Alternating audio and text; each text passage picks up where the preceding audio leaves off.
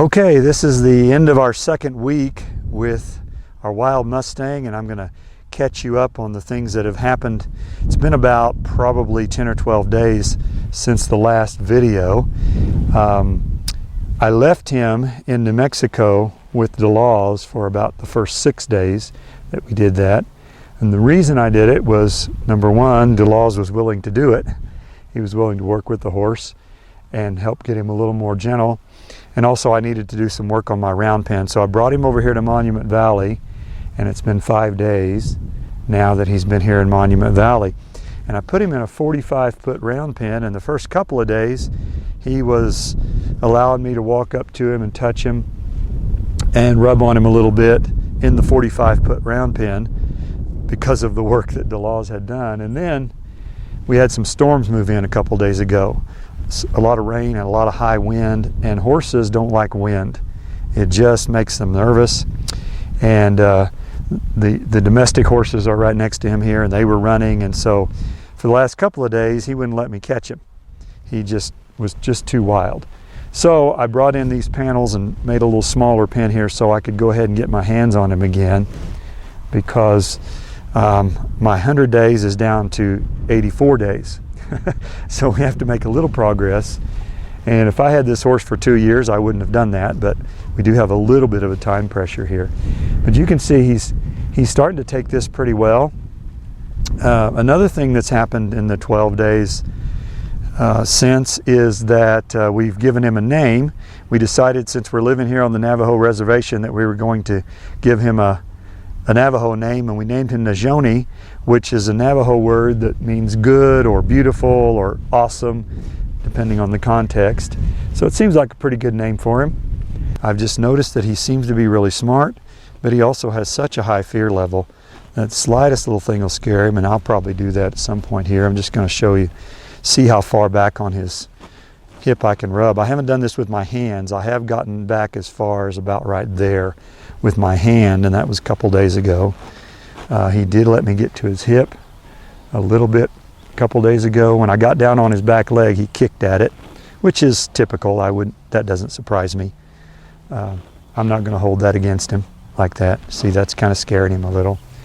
And I'd much rather do this in a bigger space, but I just don't have that option right now. He'll let me go down his front legs a little bit. He'll accept this rope a little bit, and all this is just gentling.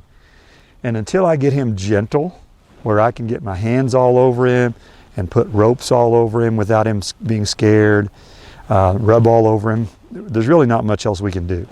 That's pretty much the job for the next however long it takes.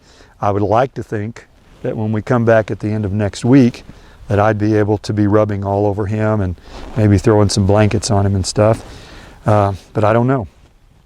And last thing I want to do today is remove this tag that was put there by the Bureau of Land Management.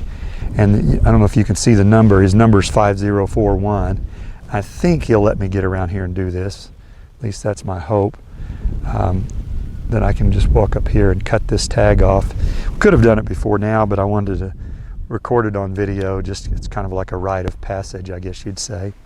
So if he doesn't get too spooked by that knife coming up beside him. Here we go. You'll see. See, that thing's shiny and the sun's glinting off of it, and that's bothering him a little bit. So there we go. Yeah, I don't know if he'll let me get the knife in there. Might be able to do it with my hands. Let me see what we can do here. The last thing I want to do is cause myself an injury, if I can help it. Okay, come here. Come here, buddy. There we go. Good boy, Nishoni. Good boy. Now let's just see if I can get it over here and get my hand through it. Yeah, maybe I can do this one-handed. I don't think, he doesn't really like me on one side yet. He likes to keep me where he can see me out of both eyes. So he's a little bit touchy about that, just still. Well, there we go. That's pretty good. Let's see if we can get this off here. It's coming. It's got a metal keeper that's holding it on. And I've actually been told that some people take this tag and turn it into some kind of a necklace or a jewelry, which frankly sounds pretty redneck to me, but that's what I've been told. And this number is given to them by the government, so I guess it's kind of like a social security number for Mustangs. A census number, my wife says. Okay, well, we've got it loose. Now I'm committed. I have to get it off. Can't leave it hanging like that. There we go. I think I've got it. So if you have some ideas of what I can do with this tag to save it for posterity, just let me know, because there it is. We've got it off, and you're free from the number.